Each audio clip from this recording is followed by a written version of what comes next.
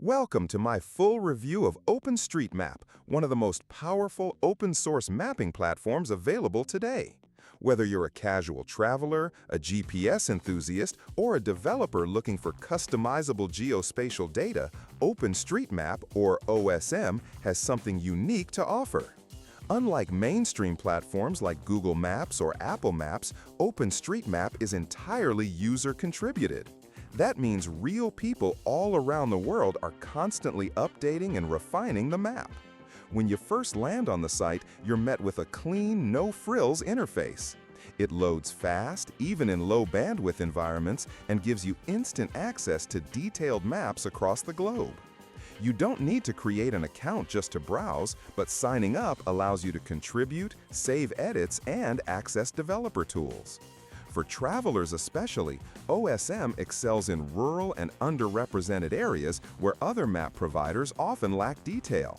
I tested it during a recent hiking trip, and the trail data was far more complete than on Google Maps. Now, the search function is not as polished as commercial apps. Sometimes it takes longer to find points of interest or specific addresses. However, its strength lies in the level of detail and customization. You can switch between map layers, use routing for different transport modes, and even export data for offline use. For developers, the API access and data licensing terms are a huge plus. It's free to use even commercially under the Open Database license. I nearly got scammed with a fake hotel once, so now I stick with Trip.com. Safe, transparent, and always a good deal. Check the link in the description if you want peace of mind too. Back to OpenStreetMap.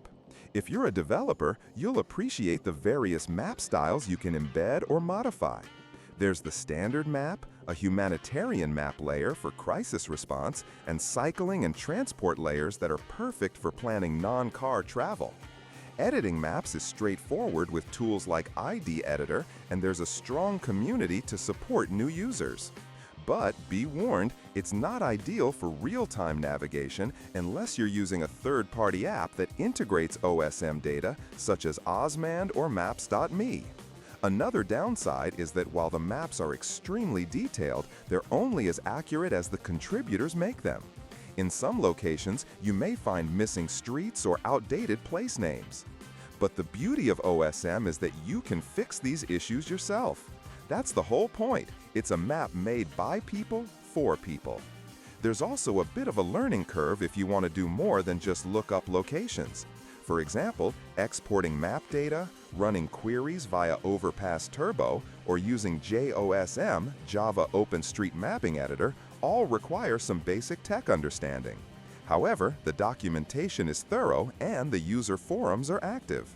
For anyone planning a trip, working on a mapping project, or needing a free and legal alternative to proprietary GIS systems, OpenStreetMap is a powerful tool. I've included some useful links in the description to help you get started or explore advanced options. If you're still on the fence about using it, I'd recommend pairing OSM with a navigation app that supports offline use and layering. That way you get the best of both worlds, OpenStreetMap's rich global detail and the navigation capabilities of a modern GPS system. Thanks for watching. If you found this review helpful, please hit that like button and subscribe for more honest reviews like this one.